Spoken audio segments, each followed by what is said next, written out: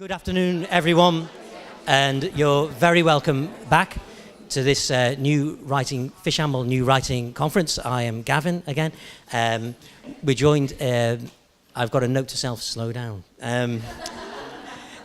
which I shall be attempting to do. So, for this afternoon, we have a panel discussion. We have our guests, Bjarni, Jónsson, Ruth Little, or Jónsson, I would imagine, Jim Culleton, Pamela McQueen, and Sonya Kelly. I think for the format for this afternoon, each speaker has a microphone. So, if you can see, great. If you can find a spare chair further forward, also great. If you want to stand up at the back at any point, also great.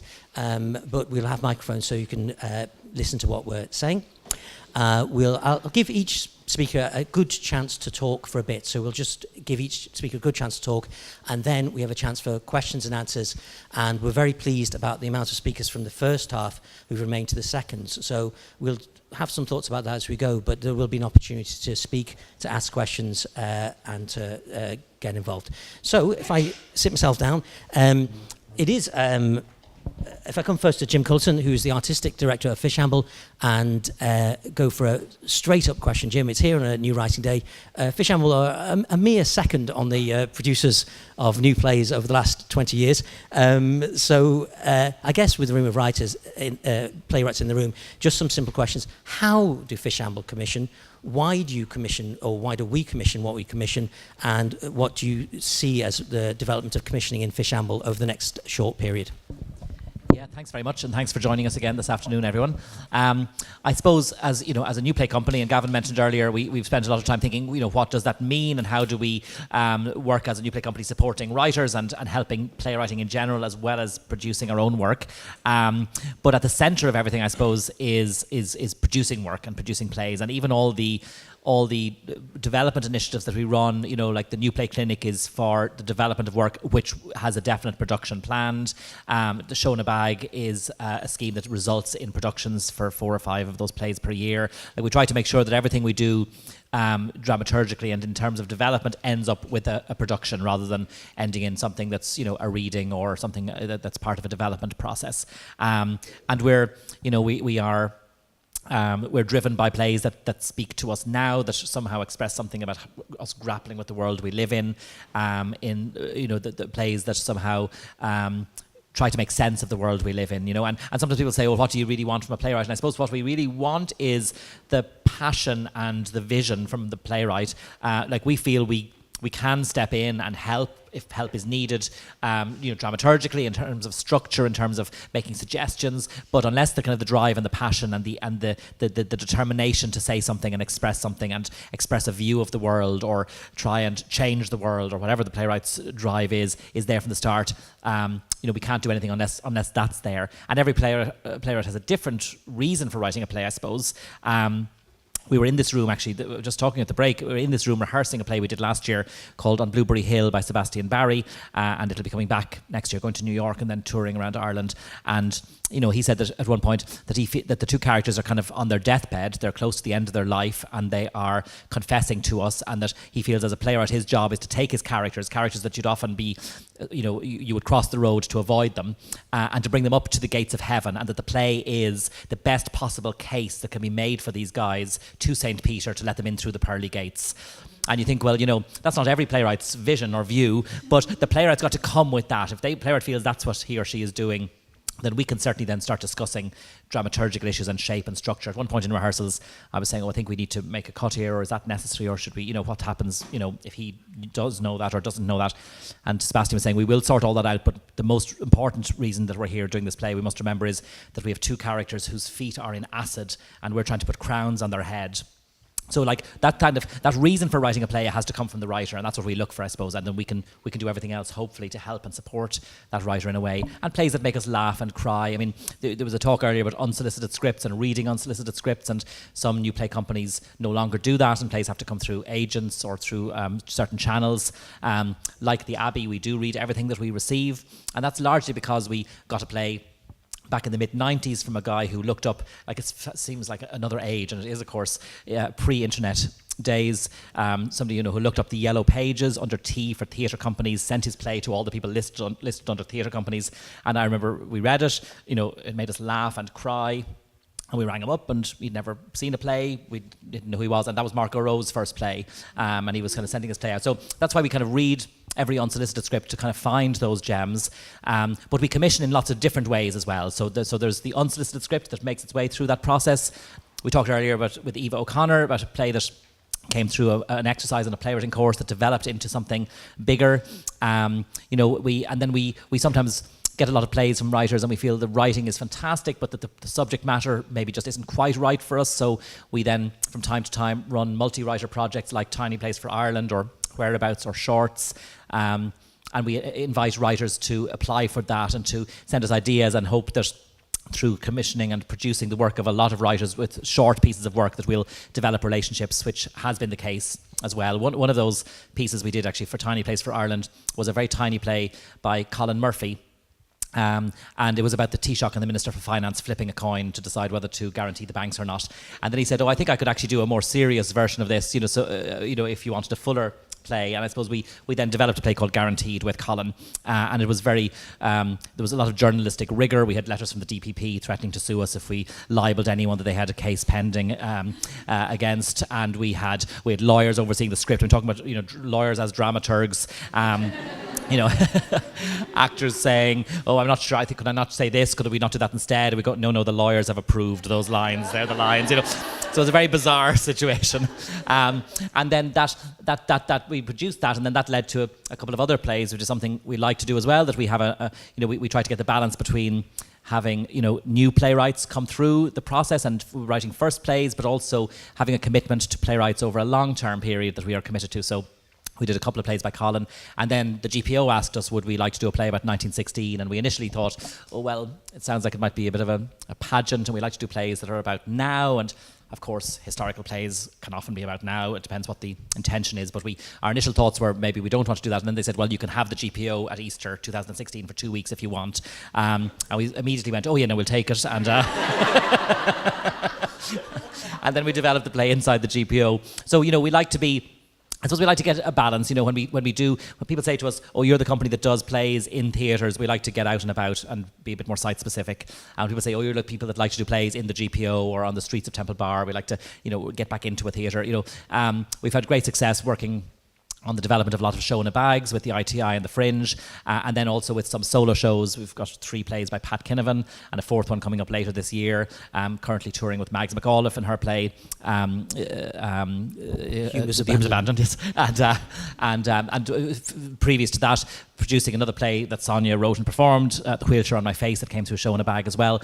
And then people say to us, you're the company that does, the tours around a lot and tours internationally, and we're very delighted to do so with Culture Ireland's support. And we think, we also then remind ourselves that we want to be doing work of different scales. And thinking big. People mentioned earlier this morning the ability to dream big. So I suppose, doing a play like Inside the GPO was a chance to have a cast of 18 actors.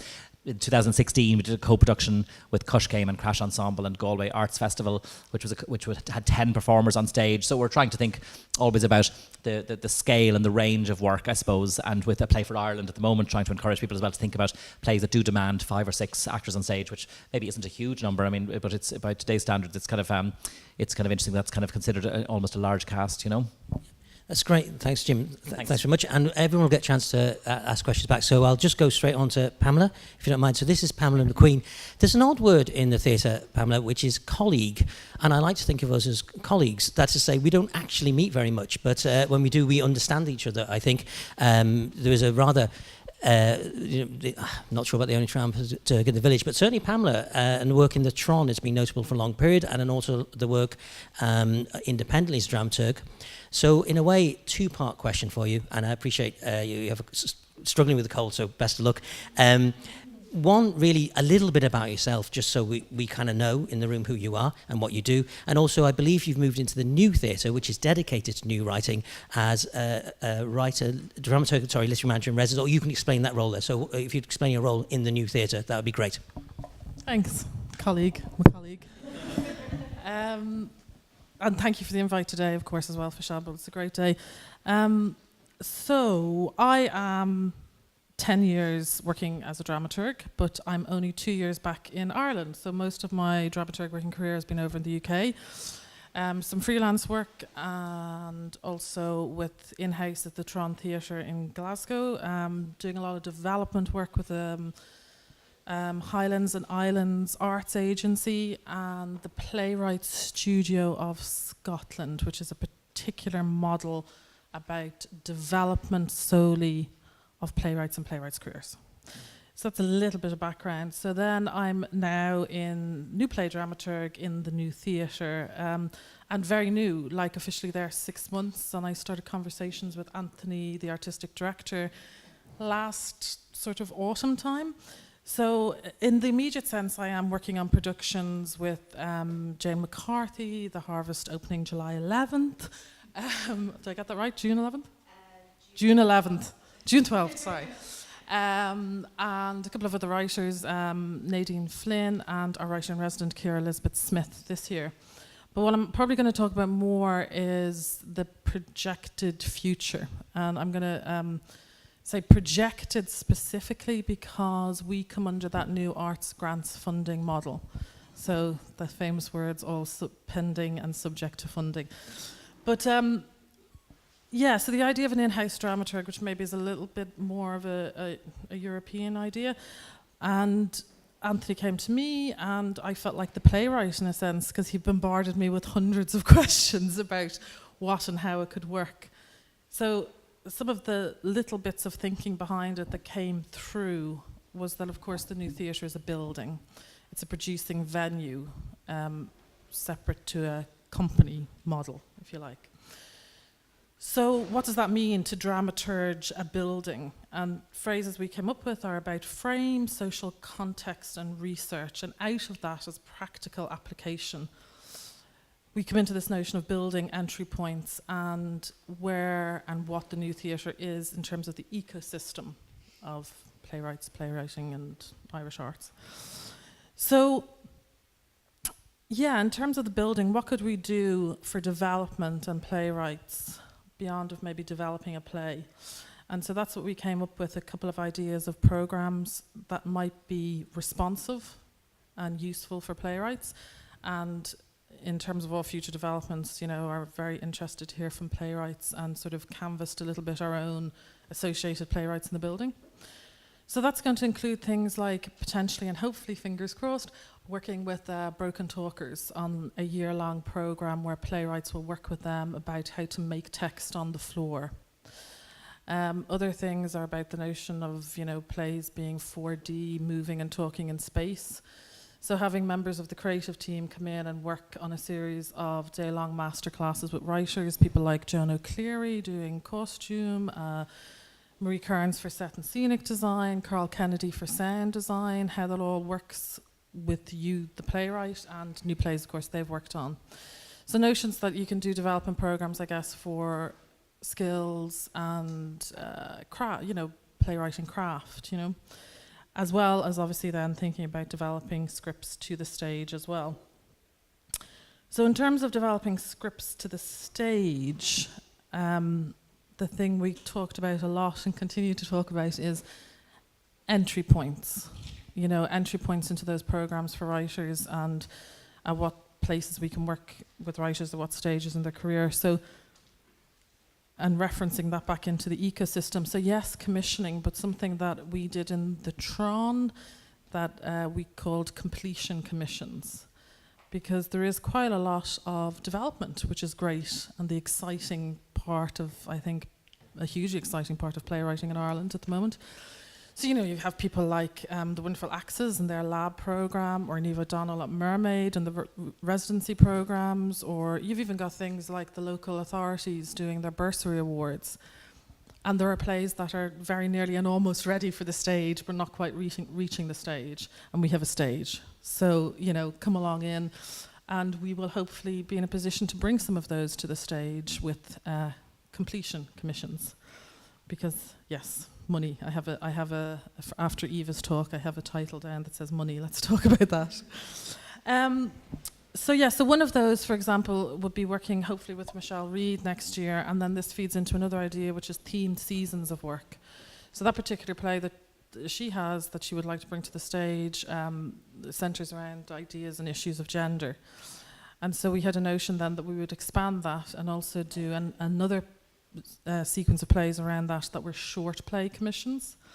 And there's a kind of an open brief on them, but there is a brief, and that will be opened up to other writers to be able to apply to be part of that season of work. So a season could be partially commissioned and staged by us, but then also an open call.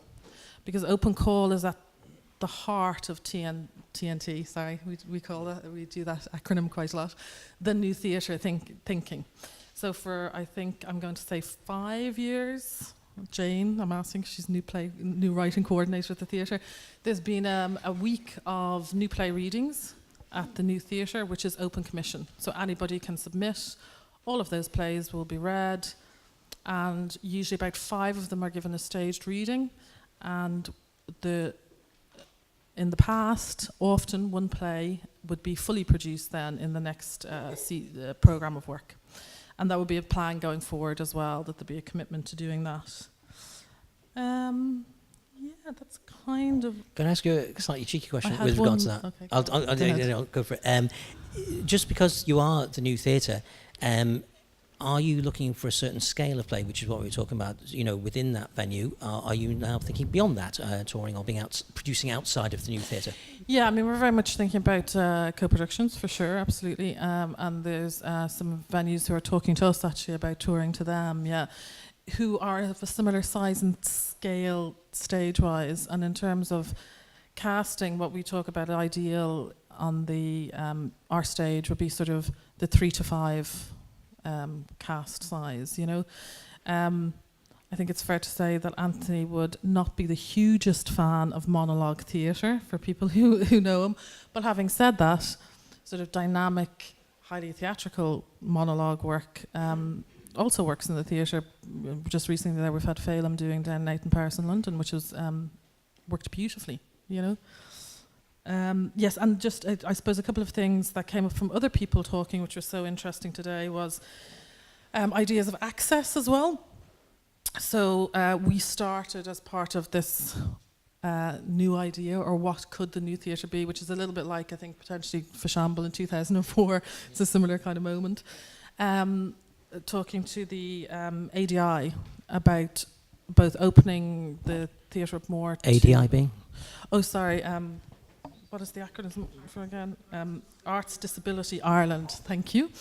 Opening the theatre itself, the space of more like, I don't think many people be aware that there's wheelchair spaces for audience in the new theatre, and bar one step, it's a fairly accessible building. And also about, for deaf theatre, for having a deaf interpreter for the performances. But following on that conversation, then we wanted to talk about dramaturgically how we could work with writers who are differently abled, being aware that we weren't within the building. And the first of those projects is hopefully going to be starting quite soon with a chap called Roderick Ford. And because he has difficulties in group settings through autism, doing mentored one-to-one development. Roderick is actually on a playwriting course, and he's watching it live stream. So he very interestingly gave his tickets today. But hello, Roderick. He was there. He wished to access this meeting, and so it was kind of fascinating to negotiate that. Yes, and we would hope to continue that conversation on how to serve artists going forward as well. Great. Thank you very much, Pamela. That's great. If we come to Sonya next. This is Sonya Kelly, noted. Yeah, you could. Yeah, do yeah. Noted former comedian, playwright. I said to Sonya, I said I thought congratulations were in order because the Druid had commissioned her for a work, and she went no, and then she blanked me, and I sort of went, I'm really sorry, did I make some terrible blunder? He said it wasn't a commission, it was it had been sent, and you said there's quite a distinction as an artist between a commission and sending something to a company which is then taken on, so I hope that's right, and that might be an interesting thing to start with. So what do you feel is the difference? Well, I sent it in, they had an open call for submissions, and I'd written this play that kind of nobody knew about. I had the idea, I sort of got it out of my head onto paper and went on the internet, and literally it was the first thing that came up, so I sent it to them, and they picked it out of the pile and then did a development at the Galway International Art Festival last year, and then sort of optioned it, and so I received sort of an advance on royalties and etc. But it's not. There wasn't a conversation about, well, what are you interested in? Oh, I like this idea. Oh, we like it too. We write it. Here's some money to write a play about it. It didn't happen that way. It's all depends on which direction you're chasing the stick. Like which way is the stick being thrown? You've got someone in the room actually who might actually be able to answer the question. I believe Carol Churchill doesn't take commissions. That she writes until she sends it. I'm not saying I don't take them. I'm just saying.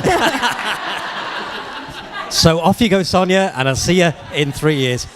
It's an interesting way. Tim Crouch, I had this conversation with Tim Crouch and Walsh on the Royal Court Theatre podcast. He has an interesting conversation. Ideas are like souffles. They don't always work out. And sometimes you can have an idea for something. Like I'm fascinated. I've read 5 books on coffee in the last year. I'm fascinated by it. I want to say something about it. It's ubiquitous everywhere. These things are everywhere, these coffee cups. But I've nothing dramatic. I've nothing to make an audience worry in their seats about it yet. I haven't found that conduit for it yet. So for me to approach someone and go, it is quite interesting. I will sit at home and go, oh shit. And then nothing, I don't know, it's... What I'm supposed to ask you with the difference between the two things, you work both ways, is did you feel there was an artistic difference in writing something thinking this might never go anywhere, so I can just write this thing, as opposed to someone saying to you, great, I'll see you in 3 months with the draft of the thing that we've agreed on? You know that there's no one looking over your shoulder. If you ever try to read the newspaper with somebody reading over your shoulder, it kind of does affect it. I'm not saying that it doesn't work, but it's about being very, very careful about moving forward with that idea and making sure that there is a coherent vision within the company, that you're all trying to get the same idea over the line. But then sometimes you can sit down and go, oh, I get it now. I'm not supposed to be writing about that at all. Just go, thank you, go away. But you've made a commitment to something.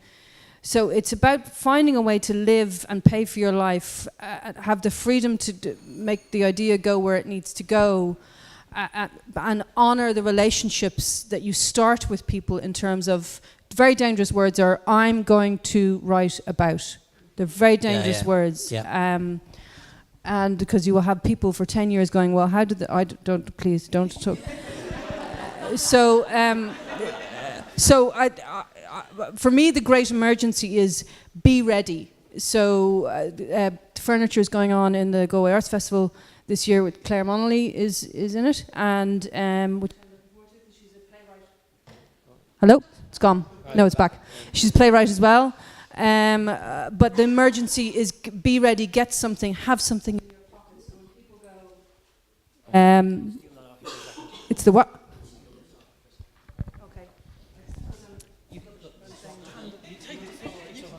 Okay, thank you. I forgot my point now. Be ready and have something. So when people go, can I read? You have something ready to go. So when I sit down, that's my deadline. I also think, tomorrow he'll vote, and a friend of mine there you are, reveal Sean. I think of you as a socially engaged artist, both in the work and around and talking about the work. How do you... When you think about your work, I know you just said, I don't start with the subject, or I think you said something of that nature. But how do you see yourself as a socially engaged artist in the work and as a human being around it? I think you can start with the subject, but what you're looking for, I think if you're writing dialogue, which was the great challenge after writing Wheelchair on My Face and How to Keep an Alien, was like, okay, dialogue, how do you do it? And literally... that was the great challenge, but it's about finding the two dialogue-driven plays I've written are triggered by a conflict that happened with me, as opposed to that spurred an interest in a subject that grew into the bigger thing. So a tiny trigger, a tiny micro trigger, found its way to connect to a macro thing. So if I can have time to give you the example with furniture. I was in an art gallery and I looked at something and the person I was with said, oh, don't touch that. And I was filled with rage, which is great if you're a playwright. And it triggered an idea into why can't I? Why did you think I was? Why did you feel you needed to say it? What does that say about you and your worldview that you had to impose that on me in that moment? What's your assumption behind it? And it's like pulling a thread on a jumper. It keeps coming and coming and coming. So for me, it's about taking a seemingly innocuous thing, like a piece of furniture, and attaching it to finding as a conduit for a much greater conflict that can unravel between people. And so furniture, it's not really about furniture at all. It's about value systems and how they can be triggered into opening, which is interesting at the moment because everybody's value system is all over the place. Yeah. Everyone's wearing it on their chests. Yeah, I think just kind of a personal question, I suppose, in the context of the passing of Tom Murphy, is there has been space in Irish society for writers, often identified as the great writer, to speak and somehow articulate the playwright view. And some writers still hold that voice. So if anyone hasn't read a fabulous article by Deirdre Kinhan recently, who was much referenced earlier on, she has that voice. Some writers, fascinatingly, don't. I mean, they literally, you don't know what they think from one day to another. Just personally, and from your point of view, where do you stand on that? Do you feel you have a public voice beyond? Yeah, I do, but I think if you go, I'm gonna write. Claire and I were talking about this earlier. If I'm gonna write about this, it can be this huge subject. You give your audience nothing to discover. I always think, don't tell them what it's really about. And then they go along and they find the shark swimming underneath, and they've gone on a journey because you haven't given them the whole. Here's the jigsaw. Oh, it's done. Well. Ta-da. You need to let the audience have a function in terms of the experience. The playwright writes the play, the producer writes the production, and the audience write the culmination of the two. And if you don't give them anything to do and bash them over the head with whatever the big thing is, let them find the big thing. I always go like, come here, boof.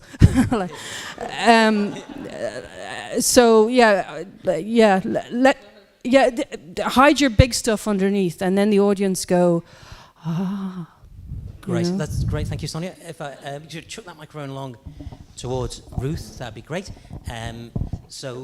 Ruth, you're very welcome again, of course. We were emailing each other briefly before this, and you made an interesting distinction between being a thing, as in being a dramaturg, which I believe you rejected, and doing a thing, which is the practice of the activity, which you embraced somewhat, and you broke it into three parts, which I'd never seen it looked at that way, three different lenses, as it were. Could I ask you to talk publicly about that? Yeah, you can. I kind of changed my mind about wanting to talk about that a bit, but I am going to talk about it a bit. But the reason I've changed my mind is because this is also part of a dramaturgical process. And so what has happened here today has made me think differently about what I'm interested in and what I am drawn to. And it has shifted my attention, which is surely what art is about drawing attention to the things that may have been unnoticed or unspoken before now. And by doing that, bringing us together in new spaces, which ultimately I think enlarge our sense of what it is to be human. And my attention was drawn. It's interesting, when I sat down this morning, there was this babble going on in this room, everyone talking very animatedly, and I'm deaf in one ear, so I don't distinguish sounds clearly in a stereo way. And so it was just quite literally white noise, but it was fantastically engaged and enthusiastic. And then Jim stood up and started speaking really quickly, and everyone just settled, but when I say settled, they focused. Their attention was drawn inwards, and so was mine. And then beyond that, everyone has been speaking beautifully and eloquently. And then Rosalind came up and started speaking, and suddenly my attention, I felt it as a bodily thing. I felt my attention narrow even further, concentrate even further around the language and the issues that Rosalind was raising. And one of those words that you use, Rosalind, is the word settled, as in contrast to the traveller communities. And yesterday I was in Belfast talking to choreographer Una Doherty about a piece that she's making, And she's interested in exploring the ways in which the bodies of audiences and the public more generally are controlled by capitalism and limited by the kinds of algorithmic relationships that we have with the world and with one another. And Jim was saying at lunchtime that there's now, people have been saying that young people don't make facial expressions as much as they used to because they're afraid of how they might be represented through social media. You know, someone might catch them in a photograph and shame them. And I thought, this is absolutely extraordinary. Then the only thing that's left for us to do as artists is to focus on the body and on the freedom of movement and engagement and relationship in society. And then I started thinking, this is why, I'm sorry, I apologise, I'm not going directly to where you asked me to go, Gavin. I started thinking about the fact that seating is what's called reserved in so many theatres, and that suddenly the word reserved had a completely different meaning to me. So, going back to Rosalind, I don't want to be a reserved audience member. I want to be an unsettled audience member, and that's what Rosalind said today has done for me, has made me unsettled, and that's where I would like to continue to be. And I think that dramaturgical practice, going back to what Sonya just said, I'm pretending I'm making links between everything, but it's all completely random, which is also dramaturgical practice. Dramaturgical practice. Dramaturg joke, once in a lifetime occasion. Remember that. Dramaturgical practice is also about creating relationship, recognizing relationship, and drawing attention. And I think of it in ecological terms, because what it is actually doing, it's a relational practice, and artistic processes, as far as I'm concerned, and in my experience, that correspond to ecological processes. So the patterns and the forces and the creation and dissolution of form that happen throughout the universe all the time are also what happen within the performed artwork, within theatre and dance in particular. It's the same fundamental patterns and processes occur throughout the universe, and artists recognize that. That's what they're doing. They're taking those universal and archetypal forms, those patterns and the breaking of patterns, which is just another way of describing change, and concentrating them in time and space, and pointing them out towards us, articulating them through movement and speech, and saying, this is how the universe works. And I know that this is true because the 2,000-year-old performance text, the Natya Shastra Sanskrit text about performing art, says that art has three functions in the world. It asks the question, how do we live? It's still doing that. It asks the question, how does the universe work? It is doing that. And the third vital function of art is to entertain the drunk. So they're all essential and important, but I think that this relationship between the way the universe works and the way that we concentrate the universe within art forms is really important. So, to answer your question, I'm interested in three processes which all occur concurrently, but in a way they also occur in a sort of expansive sense, rippling out from the centre. The first one is to consider the way in which the world gets into the work. So the work of art, the work of theatre or dance or whatever, is constructed in particular ways and evolves and changes in particular ways around, as I was saying, around pattern creation, pattern formation and pattern disruption, around chaos and complexity, the dynamic structures of chaos and complexity. So I obviously can't speak in more detail about that, but you just have to take my word for it. So the world gets into the work is what I'm saying in very simple terms, because we're not independent from the world. We often pretend we are, but we're not. We are porous to everything that's happening around us. Then there's the world of the work itself. So that's the process, the dramaturgy of dramaturgies, and that sounds super pretentious, but it's really true, that the process of dramaturging a work has its own structure.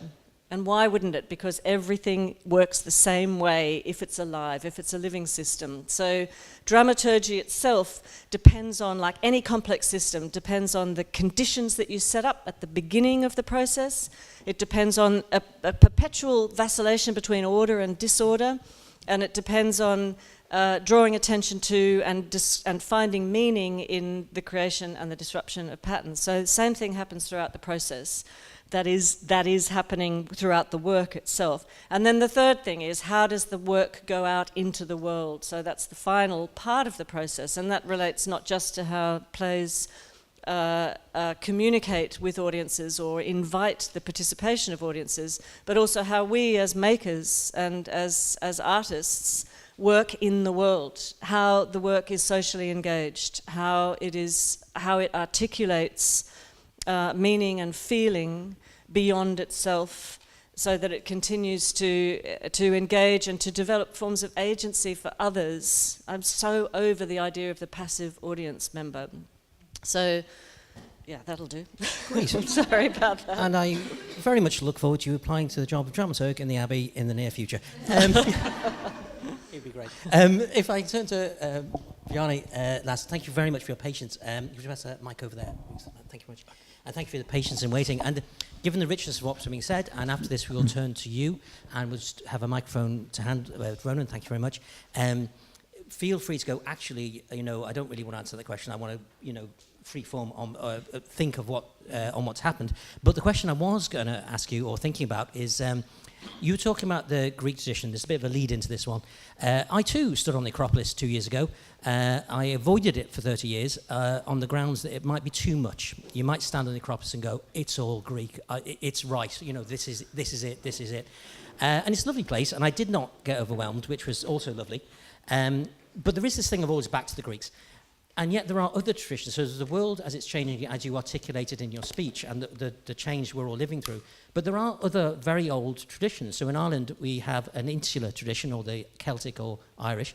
If you look at the lampposts outside, you'll see the British lampposts with the attempt at Celtic knotwork worked into them, and the benches and so on. Ulysses, James Joyce's, the Greek tradition combined with the line from the Book of Kells through it. So that, and he actually says that, it's the line of the Book of Kells working through Ulysses within the Greek tradition.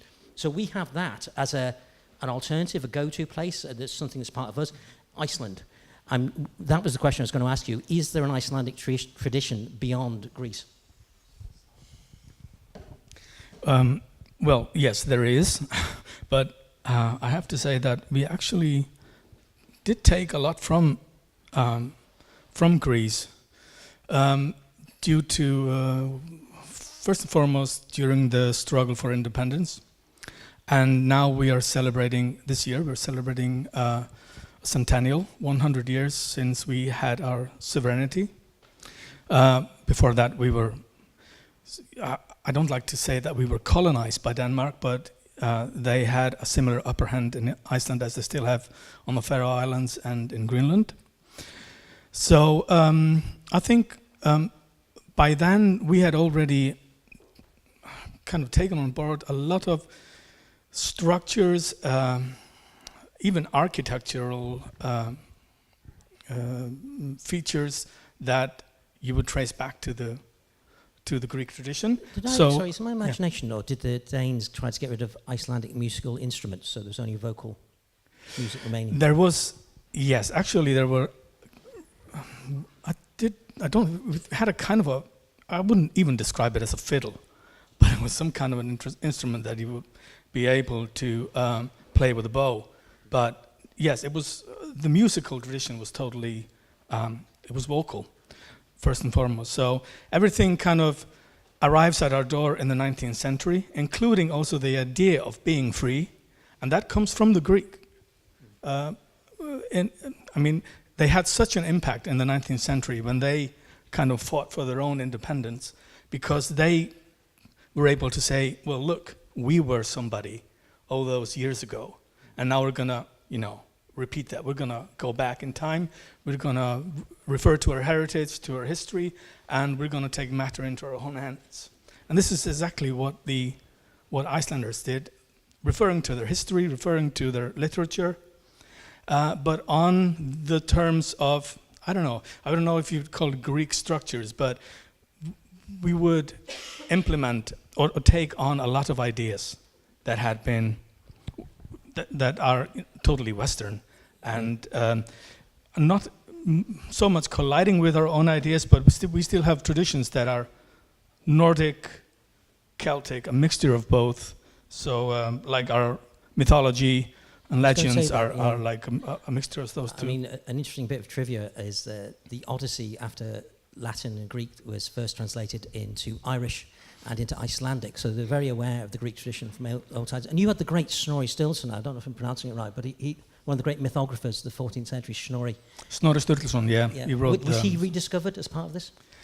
Yeah, totally. I mean, all the literature was rediscovered, and it was brought back to the country too, because the Danes had kind of confiscated the manuscripts that we had written in the 12th and 13th century, and so these were coming back really slowly, even until the 70s. The last one of those were appearing in Iceland. So yeah, it's a literary tradition, and with plays, for example, or writing for theatre has always been secondary in our culture. It comes more or less with the Danes, with Danish merchants who actually started theatre in and around Reykjavik in the outgoing 18th century, and so a lot of this, I don't know. I think we've spent a lot of time learning how to do theatre, and not so much look into, but how can we do theatre? You know, what kind of theatre do we like? What kind of structures? What kind of narratives? So we've been, as happens with small nations, kind of looking abroad, checking out what are the others doing? Can we implement that at our home? But nowadays it's kind of so many things are just changing and changing fast. So we don't even, you know, it's not the same population you would look upon 20 years ago that we now have in Iceland. You know, so much influx from elsewhere, and we're bound to, we have to kind of recheck our this tradition and see if there's something that unites us people there, also those who are now moving to Iceland. Great, thank you so much for that. Thank you so much to the panelists so far. Look, we have just over half an hour, we have 45 minutes. Feel free to stick your hand up. I encourage, at this point, I always encourage shy people to speak. So if you're a shy person, feel free. It is the sort of day where you really feel the urge to get something out. Do try and keep your thoughts, you know, in one track. That'd be fantastic. And I'll get as many as possible by encouraging brief responses from this. But it is for the record too. So feel free to go, actually, I'm saying this for the record so that we can remember this in the future from this day. There's a hand up the back, who I believe I know to be Tanya. You can say your own name if you want to or not. One microphone needs to come down. Yeah, great. Yeah. So I will pass. A lot of speakers from this morning are here as well. Any questions? Hello, as Graham said, I'm Tanya Dean. Thank you so much to the panel. It's been a really fascinating and wide-ranging conversation. We had earlier in the day, both Rachel and Ava talked about the importance of finding the collaborator or the dramaturg or whoever it is who will ask the fearsome questions. And I wonder, perhaps any of you, maybe starting with Pamela as the co-founder of Dramaturgs Network Ireland, could you talk about how do you find the fearsome question askers? Well, thank you for bringing up the Dramaturgs Network of Ireland, because I forgot to mention that earlier on. So thank you, Tanya. So in terms of just finding a dramaturg, this is also, I suppose, another hat of mine, a co-chair with Hannah Slatna of Dramaturgs Network Ireland, which is a cross-body, really just collegial group of people who are working primarily full-time as dramaturgs across the Irish theatre scene, who internally do a little bit of continuing professional development, and this year in particular took a focus on really trying to talk about what dramaturgy is and what it can do for you, the practitioner. So far this year we've had a discussion with Six in the Attic with the ITI, who I have to thank very much because they host Dramaturg Network as an organisation. And we did a Why Dramaturgy panel discussion group with about 40 people a month ago.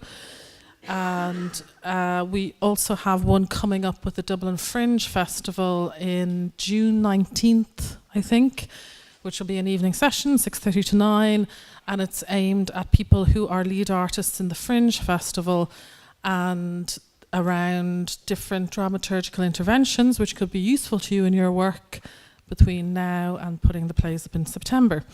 So there's a couple of ways of connecting and meeting us. If you want to find out any more about the Dramaturgs Network or dramaturgs themselves, there's a listing on the World Theatre Map that has all of our contact details, emails and phone numbers and things like that. And I guess the thing that we talk about most in terms of that notion of a fearsome question, or a person who will ask you the fearsome question, which just sounds slightly terrifying to me, I have to say. I don't know, maybe you want somebody to ask interrogative questions, maybe not quite so much fearsome, is really to have a cup of coffee, to go and meet the dramaturg who you've maybe Googled them, found some of the shows that you liked, that they've worked on, and really sit down and have that conversation about theatre, aesthetics, the way you want to work, the ambition you have for your own work and your own career. And through that conversation, I think pretty soon you will find you're either sympathetic to some degree, which of course every working relationship needs, but also that they are willing to, you know, challenge and engage on that level. So yeah, that's the way I think you find somebody who will be fearsome enough, but not too fearsome for you. Can I just add to that actually? Sorry. Can I add to that actually slightly? It's just thinking about kind of what dramaturgs can do and how questions can be asked. I think it's also about working with playwrights and, you know, I mean, dramaturgs and directors, we all have ways that we like to work with people. We all have our own way, and it's great when that's challenged and provoked, but also playwrights have their own way of working. So it's really interesting, I think, just to think about what's useful for a playwright. So like our next two productions at Fishamble are Rathmines Road by Deirdre Kinahan. It's a co-production with the Abbey, and Gavin and myself, you know, met with Deirdre, and we had some actors read the play, and we talked about it and discussed it, and then Deirdre said, what I'd love is a page of notes, if you have like 20 notes or so, about that many, and I will incorporate all those notes into the next draft, and I'll have the next draft in, you know, 4 weeks. And that's the way she likes to work, you know. We did a play once by Robert Massey, and he said, you know, I think your plays are great, but none of them have an interval. They're all 70 minutes. I like to have a break in the middle. I like to have a cliffhanger. I like the audience to want to come back for something. I'm going to write 3 scenes in the first half, 3 in the second half. First scene is going to be 18 pages. Second scene is 15 pages. Third scene is 12 pages. Things ratchet up then in the second half. Fourth scene will be 11 pages. Fifth scene, 9 pages. Final scene, I think I could do it in 5 pages. And we said, well, you know, you don't have to do that, Robert. You know, that's not necessary. And he was going, no, I know, but that's what I want to do. So then you kind of dramaturgically try to help him. Like, that was the way the first draft arrived, and it was pretty good, actually, you know, and you try and think, how can we dramaturgically help with that? And then our next new play is a play called Before by Pat Kinnavan, with the voice of Claudia Murphy there in the audience. And we were developing that. We were invited by the National Theatre Studio in London to develop that last year, and Ruth very kindly came along to a kind of a showing we had with it. And you made one comment, kind of like Bjarni's one comment before, of saying it's set in Cleary's on the day Cleary's shuts down forever, and you said, oh, it's like a closing down sale. It's like everything must go, like all his thoughts and memories have to go on the, you know, and we've taken that idea and that notion actually to heart in the development of it since then, very much, you know. So I think sometimes it's about somebody just saying, giving you one note that can be helpful. And, you know, and that's what Gavin does. A lot of writers we work with, it's one really, you know, perfect nudge in a certain direction, and sometimes it's a list of notes, and playwrights are all different, and that's the joy of it, I suppose, that everyone is different, you know. Yeah, right. I think it's a really interesting question, and I suppose as a dramaturg, I don't necessarily think about asking a fearful question or even, well, I hope they're generally fairly perceptive questions, otherwise people are wasting their money on me. But I do think about it in terms, again, of movement, because I think that as you discover the possibilities of a work, you're sort of moving out from the centre, and you're moving away from where things are self-evident to a kind of threshold where they become ambiguous, and beyond that threshold they become incoherent. And I'm really interested in what happens on that threshold of ambiguity, and I think that the human brain is interested in that too. We don't really want to spend our time either in the self-evident zone forever or in the incoherent zone forever. That's painful too to the brain. And so I think one of the things that I tend to do in partnership with whoever it is I'm working with, choreographer, director or writer, is go with them towards the edge. So towards the edge, quite literally the edge of a movement. So when a movement tips over into incoherence or self-indulgence or whatever, or when language itself starts to become incoherent, unless, of course, that's your choice and you're trying to express something with that. But and Akram said recently, someone asked him what it's like to work with a dramaturg, and he said it's like doing a duet, except that both of you is sort of pushing each other towards the edge of a cliff. And I think that the risk works both ways, and the challenge and the test works both ways, but you're not actually trying to fall off the cliff, you're trying to recognize the edge of it, and then live in that zone where you feel the tension, and you're close to something falling apart, but it doesn't fall apart unless that's the dramaturgical decision. That's great, Ruth. Thank you all for the response. David. Hi, thanks very much. I have a conundrum that I'd like to ask you about. On the one hand, this is the elephant in the room. I go to the theatre quite a lot, so once every 2 or 3 weeks, and it would be fair to say that the theatres are struggling for audiences. Many shows are half full. I could go online right now and book 20 tickets for most of the theatres for tonight. And on the other side of the conundrum, I don't think I've ever experienced such a great desire for really, really good drama from friends and family, and they're being satisfied with that desire by box sets. And box sets is really, really nailing that for them. So here we have this conundrum. On the one hand, you've got empty theatres, and on the other hand, you have a public with an insatiable desire for great drama. Now, I think this is an issue that goes right back to the playwright, right back to yourselves, the dramaturgs, the producers. I also think there's possibly an issue with the format of theatre itself, in that the format is, if you think about it, it's a 19th century idea. You go out at 7:30, you sit for 90 minutes, or else 70 minutes, an interval, another 70 minutes, and everything has to happen within that time. So I'd be interested to hear your ideas on how you could, how you could sort of square that conundrum, answer that problem. I'll just have a quick factual and come to Sonya. It was really heartening to sit with Hugh Murray, the director of the Pavilion, talking to a small group of writers, 5 writers, and he said, our audiences has doubled in the last 5 years. And so I absolutely hear what you're saying, and there are new venues, new spaces, very big new venues. I mean, Bodgosh is big. That's 3,000 people. So it's kind of fascinating to watch that happening. So without being Dr. Pangloss, around the country, there are times when the audiences are there. But what you're saying is also true. So I'll come Sonia's way. Thank you. That is so eloquently and magnanimously put, and I think it's really apt and brilliant that you said that. And it's a question I asked myself the day of the Waking the Feminist, the Storm the Abbey Day, November, the fastest selling show in Irish theatre history. And everyone was coming up, it was about 20 speakers, and everybody was encapsulating the issue and the problem, and I sat in the audience and I went, okay, what are you going to do? What are you going to do? And I sat back and I went, decided to stop writing for myself, and I want to write work that is that makes audiences' heart beat faster. And I sort of identified the 5 or 6 productions where people, I remember going to the Alice's in the Peacock, and there was people going, is this where the film, the play, it's here, there's a thing. The passion for it ran beyond theatre. And it is a crisis. The Proscenium March has gone to Netflix, essentially. So how do you make a case for dialogue-driven theatre? Hello, come in. Oh, tea. Oh, the past. Oh, well, the past.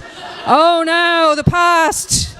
Won't you tell me about the past? So I decided not to write about the past, and sort of to take the mantle of narratives that eat the future, and with the greatest respect to a type of narrative that has been very prevalent in the last couple of years, which I have respect for, and I mean this most respectfully. Trapped female in oppressive domestic environment has the courage to escape, discovers herself in a macro world that has equal horror and unforgivingness for her, returns to domestic environment and perishes. That's it's a big narrative trope, and I don't. How do you create fresh, slick narrative and not write that story? So that was the challenge I set myself. I'm not answering your question at all, actually, but I recognise it. Where do you balance the unpacking of collective trauma with the onus to entertain? As Gina Moxley would say, thou shalt not bore. And I think it's the new challenge. It's the new challenge for new writers, for Ava and for Claire and for everyone to get people's hearts beating faster in their seats. We've a duty of care to the audience. They should have 5 feelings for their ticket. You know, you should have 5, you know, you should be worried, you should be happy, you should be relieved, you should be enraged, and then you're out the door. You know. Well, this is for Ruth and Sonya and Jim, but not in that order.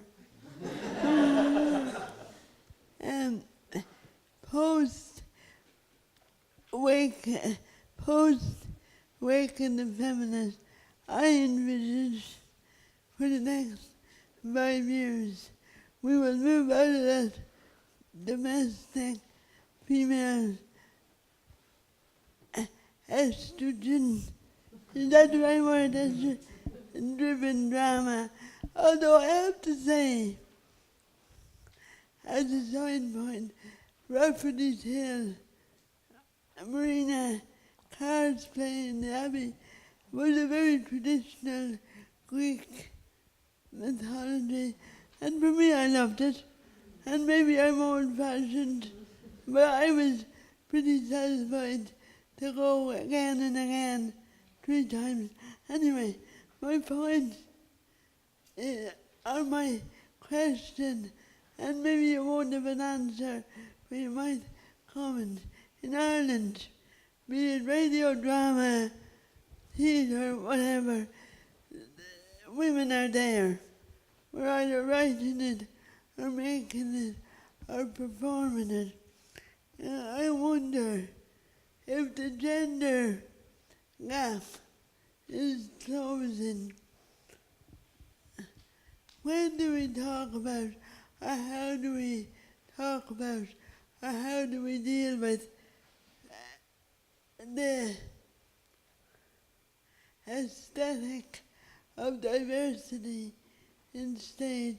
Because I think Waking the Feminist was not just about, for me it wasn't about gender, it was about a load of other things that weren't named. And I'm just wondering, I mean, even the theory's story, you know, I remember at the time an older man who had worked there for, I don't know, 50 odd years. Now, I mean, that was an interesting story from a male point of view, but that would never be told in this present climate. Am I making sense? Yeah. And I just wondered, Sonya, Jim, and Ruth, lovely Ruth, put your lens on for the future, and where are we going to be in 5 years post Waking the Feminist? I don't want to speak myself. I want to read something to you that I wrote down that, again, Rosalind made me think of, which relates to... I've been, for the last few years, been thinking about theatre practice, performance practice generally, and many of the artists I work with think about it too, about how to make more porous, less rigid the boundaries, the physical borders and boundaries around practice, theatre practice, while sustaining and maintaining that focus on storytelling and holding people together communally in spaces, the things that we're starting to lose as our lives become more synthetic and distributed. And I've thought a lot about, and I'm interested in the commons, the idea of the commons, those spaces where we together agree on how we're going to share public space and use the resources of public space. And the commons are some of the most threatened environments on earth, and that includes the internet, which was once open and participatory and collaborative, and is now, of course, becoming privatized and firewalled. But then I read something that completely changed my thinking, again, in the same way that Rosalind comes into a room and a trapdoor opens and you see things differently, having thought you had a pretty encompassing view of things.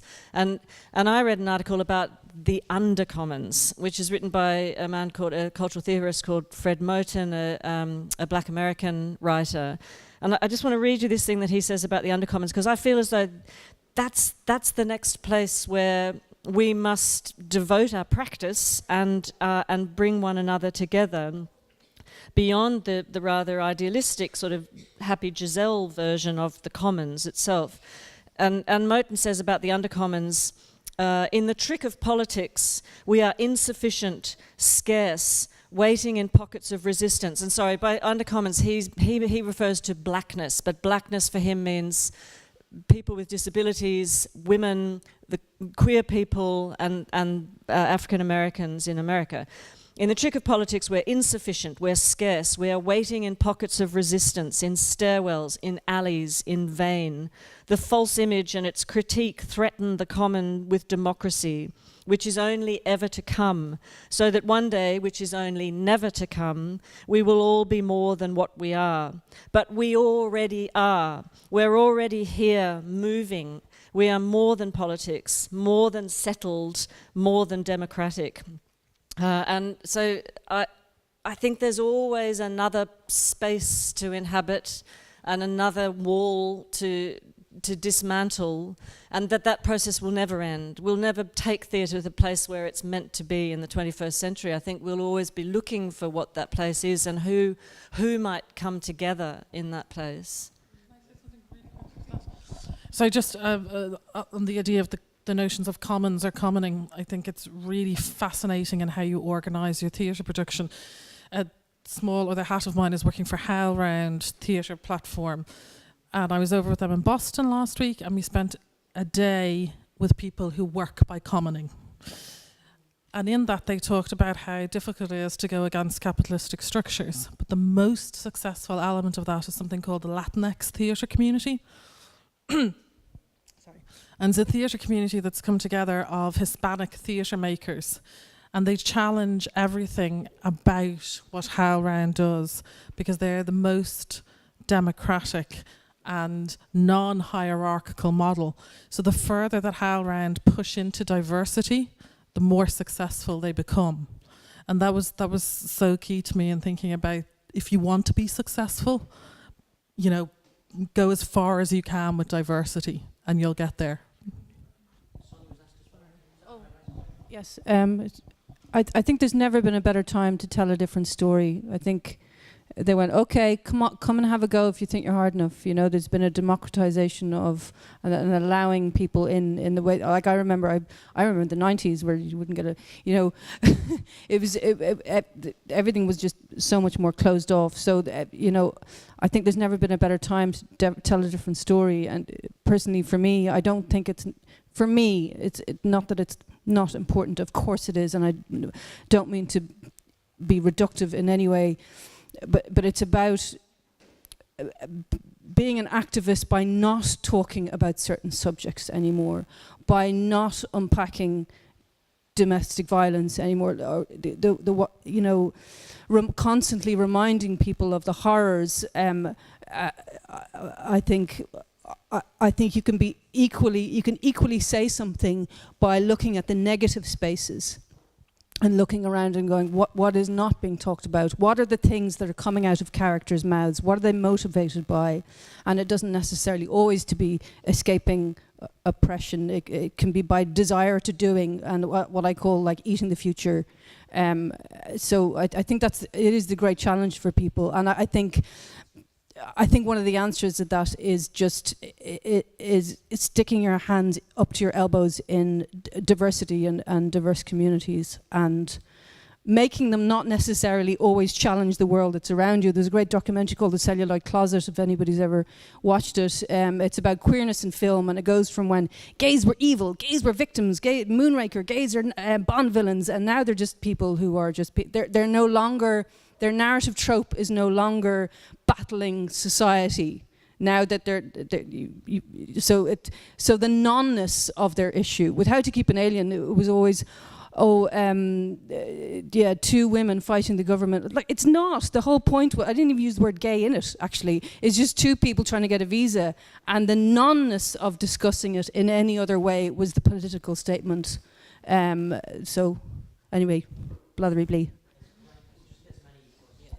Yeah, just and briefly on that as well. Just to say, I think it's also like, I think the desire and just and you know, and making it happen is also the thing. Just you know, there was a day that some of you were at. It was a really fascinating day that the Abbey hosted about playwriting and about what playwrights needed. Sort of different to this, you know, it was an excellent day, and it was kind of the open space technology kind of was used. So people had stickers, and we had, you know, people mentioned what they wanted to talk about, and then we put stickers on things we wanted to talk about most, and then we got into groups and we talked, and then we got stickers and we picked what we wanted to do something about. And Rosie made a fantastic statement at the end of that day, because the word diversity had been used very regularly throughout the day, people talking about diversity, but actually when we actually picked our top, whatever it was, half dozen things we wanted to talk about, nothing about diversity made it through to that top 6. It was about, you know, more money for commissions, more supports for playwrights, but you know, there were 6 very, very valid, important things. And I think it's kind of, and I think that your calling out of that, Rosie, on the day had a huge impact on people since, that people have talked about, okay, well, we're going to do something about that actually as a result of that day. And I think it's kind of the desire to do something.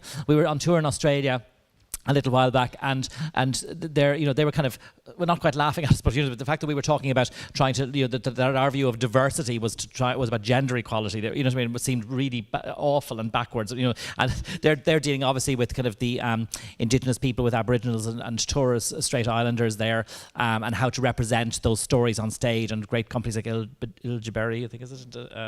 That Rachel Mazza runs, like fantastic companies there. But one of the things they've also done is that they have asked, you know, they've asked some of the Aboriginal theatre community if they can use some of their approaches kind of in sort of, you know, I suppose, you know, in non-Aboriginal theatre. So one of the things they do is, for a poster discussion, it's the Aboriginal word for fireside chat. I can't quite remember what that is at the moment, but you kind of, the poster discussions are framed like a kind of a fireside chat in kind of Aboriginal culture. And it's not about talking about the play, it's about everyone in the discussion has to sort of speak very simply, first of all, about, you say, what did you see? You know, so you say, I saw 2 people on stage arguing, like something really simple. I saw 2 men, you know, not getting on. And then you say, what did you notice? You know, I noticed one was wearing black and one was wearing green.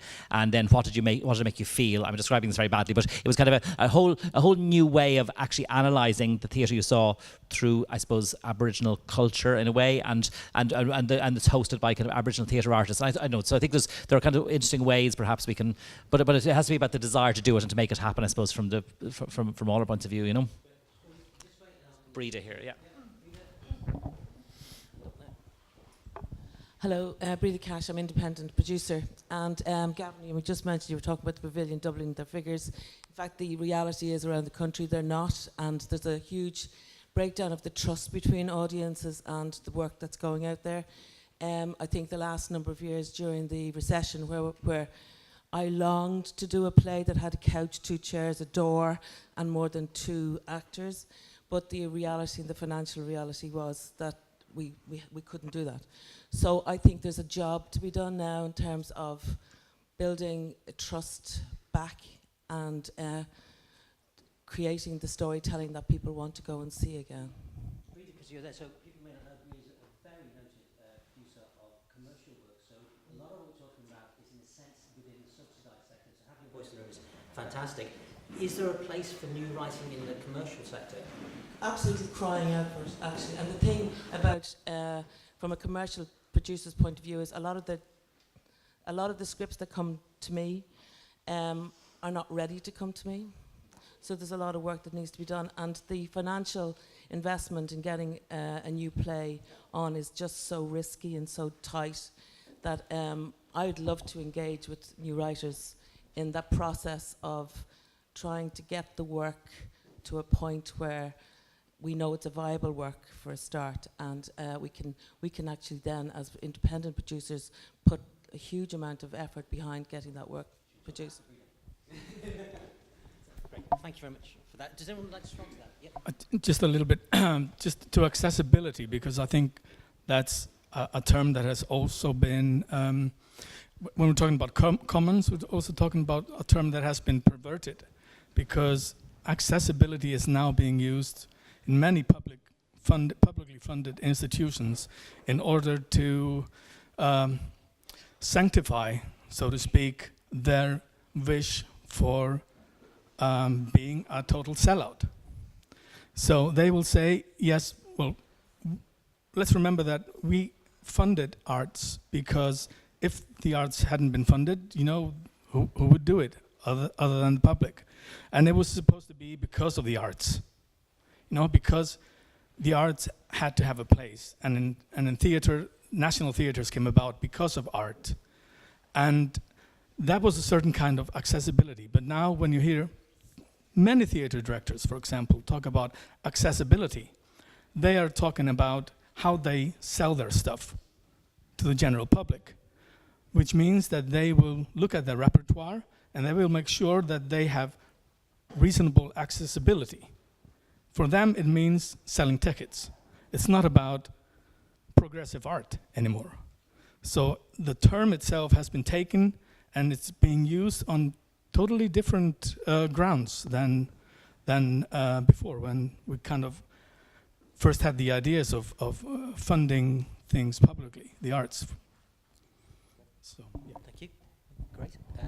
Question. I'll go with this one. No, just a comment really to the wonderful comments that have been said about the problems, the crisis of theatre and audiences. I mean, there's so much in that, but I think one of the problems I think is with writing. I mean, so much has been said about writers helping new writing and stuff, but I find with I'm a new writer.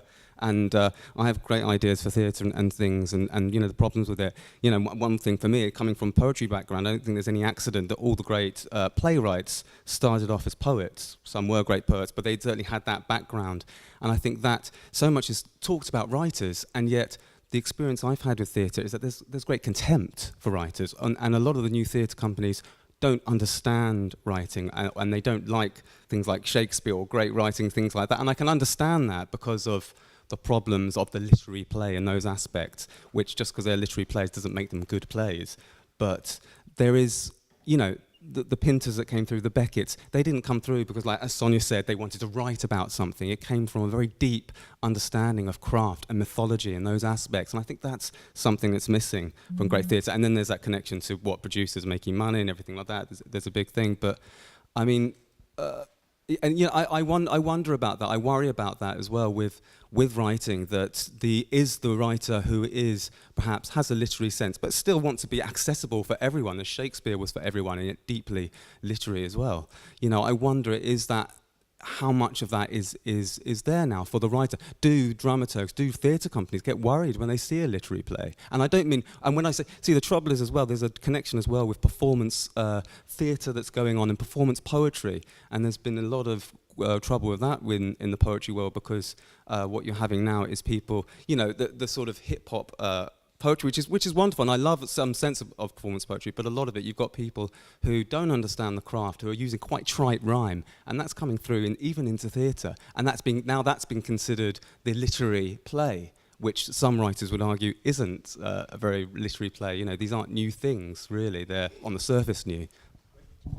Would anyone like to take on? Oh, great. So there you go, Sonya. I think you like your friend over the other side really very eloquently put that. I think theatre is one of those mediums that doesn't allow itself to have genres as well, where, I don't go to the National Concert Hall to see Megadeth, or in music they don't go, that music is wrecking that music and that music has to stop, or that music won't happen anymore. But in theatre there is a sense of, you're wrecking our stuff, and if you keep making it, they're all at odds with each other. There's almost like a battle for one genre, which ties into Brida's point about what do we put in our there's theatres around the country. Shona Bag sort of tried to work on filling them where they don't have budgets. They need something that's written and performed. The 66 art centres around the country need something, and I think because of that, the floodgates have opened in terms of real diversity, in terms of what is theatre and who can claim something is theatre. And I mean, I remember with Wheelchair on My Face, somebody said, well, we were considering it for this award, but it's not really a play, and I'm going, well, I don't care. People go and they've loved it, and I've made a living for 3 years. Thanks. So it's a funny one because I think there's a blend going on. Play is another word that's come up a lot. You said theatre earlier, so it resounded with me. Yes.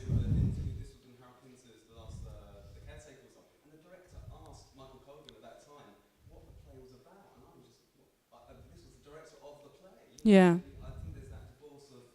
I think people aren't taking the time. I really think they're not taking the time. Time is everything. I'm all about low output. There's a lot of numbers being flung around today about, what was the proliferation, or what was the other word? Prolific. It's your fault. You've written too many. But I think low output and allowing a system to allow people to write. My dad always said, have a party every once in a while. Everyone wants to go. Have one once a year. They'll take it or leave it. I think there are some really terrible directors out there, and there are some terrible writers, and there are some terrible audiences. I think, that's another form of diversity, and it will always exist in the world. And I think I feel it's really important to remember that the right in playwright is W-R-I-G-H-T. They're theatre makers. Shakespeare was a consummate theatre maker. And his plays, even the highest of the tragedies, also contain rude mechanicals. And if they didn't, then they might have alienated their own audiences, actually. So I feel as though I understand what you're saying, and I mean, words are my meaning, my reason for living in many ways. But I'm also, I can be just as, I am open to new forms of word, just as Shakespeare was open to neologisms as well. And I think that we run the risk of separating ourselves from the churn and the changes that are taking place culturally all around us all the time. And I agree, it's not just about saying that's new, therefore it's right, but we need to listen to the things that are coming in from the margins. And I think about a performance poet like Kate Tempest, whose voice is working class, white, Essex or East London girl, but whose language is epic, whose vision is epic, whose understanding of human experience and human suffering and the ordinary ills that we confront, I think is transformative. So that's the undercommons again as well, and we are fed by it, and we need to go into it and mix things up, actually, I think, as much as we possibly can. Come your way and say, Pamela. We're sort of moving towards the end, and I will, but I'll just give a chance to anyone's got a burning question, sort of put the hand up who hasn't spoken yet. When we did this, we thought, well, we could feel, inevitably we'll go, yeah, let's do it again next year. And that's the point at which I'll go, no, let's not do it again next year. Let's just stop. So, and follow Sonya, leave it for 3 years. That would be great. But we were thinking about different aspects of theatre we could talk about, and this was one of them, Adam, and one of the things is education. So we haven't talked about education yet, and as part of the issue of literary theatre or literary genre, there's a whole issue of how people are being educated to receive or to enjoy or to take part in that. I think with Sebastian Barry's On Blueberry Hill, it's alive and well in that stream there. But I mean, the days when Friel ended translations on a quote in Latin, like the last words of the play, he is quoting Latin without explaining what that Latin is. There's an issue there about how people are going to receive that in the future, and maybe it's all about education there. Also, I saw Anna Karenina at the Abbey, which began with the back wall with the words, "Vengeance is mine," written on the back wall, which is the quote from Tolstoy at the front. And I don't know, I'd ask a lot of audience members, who knows what that quote is and why it's there and what it means in that play. So I know that's not quite what you're talking about as a poetic, but there's an issue there about what do we want in terms of education and the appreciation of that tradition, Sorry, Pamela, I interrupted, and then we'll have time for one more. Sorry, I'll keep it brief. I'm sort of thrilled by the range of writing and forms in the Irish theatre scene at the moment. This thing that Sonya was saying about it doesn't have to be one thing, So, I've just worked on The Harvest, which was, inspired by Miller and the Poison Secret play in terms of its form, But also I work in site-specific drama that has a different relationship to the audience completely. And I've done several of those productions, and I've, inserted found text into a film script for Jimmy's Hall, which is a completely other thing as well. But what I think is interesting, kind of going back to this notion of audience in all of those different forms of what it is to write theatre, is the one universal thing I think would have with all those writers in different forms is to actually ask, as part of the process, what are you and how are you communicating with the audience? And that's part of the intention of your work, because right at the other end of the spectrum, that is actually, that intention is what you're going to be selling to your audience in your marketing material. Whatever it is your play wants to make the audience feel, you know, whatever that turns into a tagline of, you know, thriller or whatever. But, you know, that impulse to create, to reach your audience, I think in some senses begins to answer that question of how we revive audiences as well, because they are actually always at the heart of our work from the very conception ideas, and maybe we just need to remember that a little bit more. Yeah.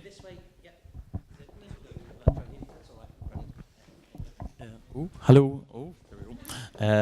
So I'm not going to be as eloquent as anyone else here, because so basically, hi, I'm Jack. I'm a production design student and kind of aspiring writer, and now I think kind of dramaturg from what I've heard. But anyway, yeah.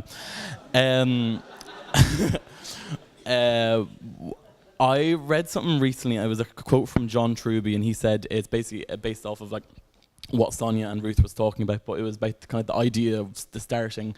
Like, yeah, it was. The quote was, "Write something that will change your life," and that's something that's been in my head a lot now recently, because and I think it applies to a lot of like kind of writers, because I definitely in the early stages of your kind of like writing career, you write all these different ideas and you start it, but you never finish it. There's the ones that are just buried in your computer, they never make it to the live dates, but it's because you're always kind of developing as a thing, and you said like your attention changes from like one thing to another, and that's something I'm thinking right now. You try to write something, but then like you're also growing, and then it changes so much. So it's kind of like I'm actually essentially asking for kind of advice, like how that sort of plans it. How do you kind of like write your idea, but like stay?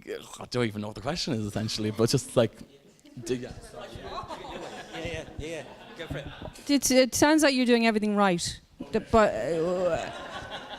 feeling like you're failing most of the time. Eva talked about imposter syndrome earlier. That is part of it. If you have 10% in being read or being worked on, and you have 90% in a drawer, that's a good hit rate.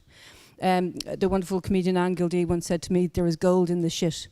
But nothing has gone to waste, and like I show up every day. I show up in the room, whether I succeed or fail. I show up in the room, and it's a muscle. You have to build it, and part of the discovery of what you want to write about is just accruing those days and worrying your way into the center of something. Sometimes it takes even a very long time to admit you're writing about what you want to write about. I mean, that can set you back by 2 years easily by trying to write around a subject or whatever.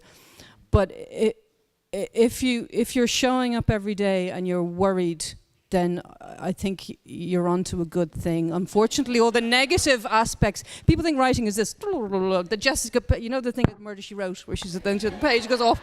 People think that's what it is, and it's not. Sometimes working is going up a mountain, talking to yourself. Sometimes it's sitting at the computer and knowing when. But everything is content, and there isn't a failed word, a perceived failed word that is actually lost. It all goes into the pot. Just to extend the conversation about shit, because I've been thinking about it quite a lot, because Eva talked about early drafts potentially being a pile of shite and what to do about them, and then it just suddenly came to me like a bolt of lightning that a dramaturg is like a dung beetle. And not because we're rolling around other people's shit, but because nothing is shit. Everything is a matrix for something else to grow from. I mean, I really mean that seriously, and in an ecological sense as well. And the thing that grows is often not the thing that you think you're producing when you're producing it. It's an emergent thing. So Sonya's right, nothing is wasted, nothing is lost. And when I work with Akram Khan, we often talk about the shadow work. It's a really important part of what we make. You might not see the shadow, but the piece wouldn't exist without it. It is always the companion to the work that is actually staged. And it contains all of the shit and all of the things that couldn't be resolved or were redundant, proved themselves to be redundant in some way, but without going through that process. That's why people who've argued for time and space and resources for the exploration of the work are absolutely bang on it, because it takes time, and you've got to live with the materials, the ideas, and the people involved in bringing it all together.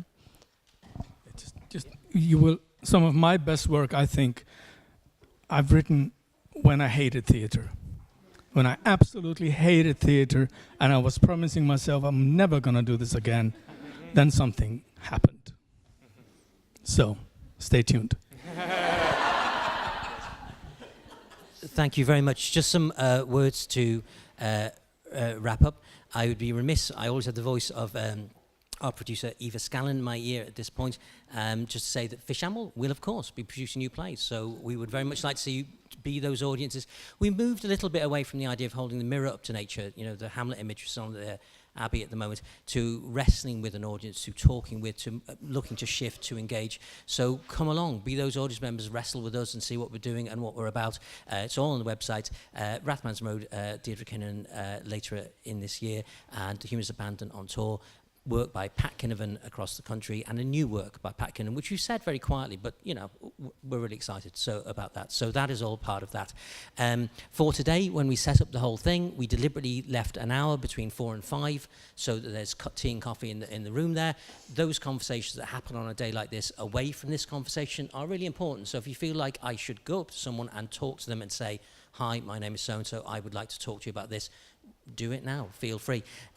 And it remains, I think, for the moment at least, simply to thank from across from my left, Sonya, Pamela, Jim, Ruth, and Bjarni, very much indeed on all our behalf. So thank you so much for being here today. Thank you.